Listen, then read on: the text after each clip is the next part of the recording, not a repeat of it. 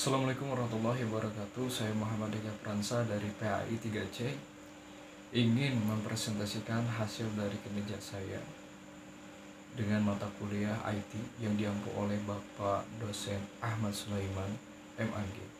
Di sini saya ingin membawakan suatu materi yang berkaitan dengan akidah ilmu kalam, yaitu pelajaran kelas 12 tentang kedudukan Allah. Di sini kita akan belajar di mana Allah, apakah hakikatnya, bagaimana dalil, apa pandangan kalam-kalam mengenai kedudukan Allah itu. لله داع أيها المبعوث فينا جئت بالأمر المطاع.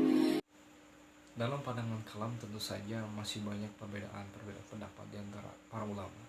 Oleh karena itu saya di sini merangkum bagaimana pandangan kedua golongan yang masih saat ini mempermasalahkan hal tersebut. Di sini kita akan mengambil poin-poin penting. Silakan simak baik-baik, tetap di sini, jangan kemana-mana. Kedudukan Allah berdasarkan ilmu kalam dibagi menjadi dua. Yang pertama yaitu golongan orang yang menerima makna secara nas Al-Quran ataupun menyerahkan artinya kepada Allah semata. Hal ini dikarenakan mereka tidak mau mentakwil dan menyerahkannya kepada Allah saja. Golongan ini dipelopori oleh Ibnu Taimiyah yang biasanya kita sebut golongan Salafi. Yang kedua ada golongan yang mentakwil tafsir dan menggantinya dengan makna yang dekat dengan kebenaran. Hal ini bertujuan untuk menjaga kesucian zat Allah yang agung. Golongan ini dipelopori oleh Hasan al-Asy'ari atau dari golongan Asy'ariyah ataupun ahli sunnah wal jamaah. Bismillahirrahmanirrahim. Ar-Rahmanu 'alal arsy istawa. Artinya, Tuhan yang Maha Pemurah yang bersemayam di atas arsy. Selanjutnya mengenai sifat istiwa, yaitu salah satu sifat Allah yang telah ditetapkan untuk dirinya dalam 7 ayat Al-Quran. Yang pertama dan Al-A'raf ayat 54, Yunus ayat 3, Ar-Rod ayat 2, Al-Furqan ayat 59, As-Sajdah ayat 4, dan Al-Hadid ayat 4. Semuanya berbunyi dengan lafaz Summastawa 'alal ars, yang berarti kemudian dia Allah berada di atas arsy. Hal tersebut hanya ditafsirkan secara zahir saja tanpa penafsiran atau pentakwilan ulang.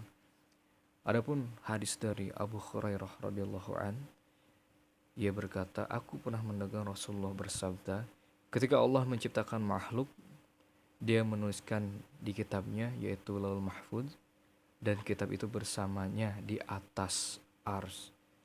Sesungguhnya rahmatku mengalahkan kemarahanku. Mungkin sering terngiang-ngiang di telinga kita di kalangan umat ahli sunnah wal jamaah tentang sifat Allah yang ada 20, mulai dari wujud qidam baqo, muhalafatul lil hawadisi, dan sebagainya. Salah satu sifat yang menjelaskan tentang kedudukan Allah adalah Allah itu berbeda dengan makhluknya.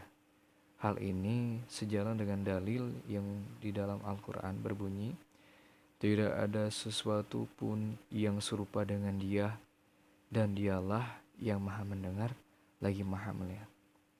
Allah tidak mungkin mempunyai kursi seperti kita, duduk seperti kita, serupa seperti kita. Itu adalah sifat yang mustahil yang dimiliki oleh Sang Khalik.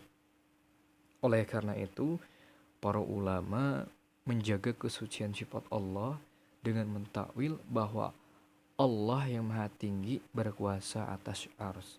Karena menentukan arah untuk Sang Pencipta merupakan suatu su'ul adab. Karena kita tahu bahwa Allah itu berada di mana saja saat kita berada. Allah itu dekat. Allah itu lebih dekat daripada urat nadi. Bahkan dunia dan seisinya pun tidak akan mampu menampung Allah. Untuk apa Allah berada di dalam ciptaannya? Hikmah yang bisa kita ambil adalah sebetulnya khilafiyah dalam bagaimana cara kita memandang kedudukan Allah merupakan hal yang wajar dan tidak akan merusak akidah. Karena untuk segala perbedaan yang ada, mari kita kembalikan kepada Al-Quran dan Al-Hadis. Tidak perlu dibesar-besarkan, tidak perlu benar sana benar sini, karena kebenaran itu hanya milik Allah semata. Asalkan selama tidak menyimpang dari syariat yang berlaku bagi umat Islam.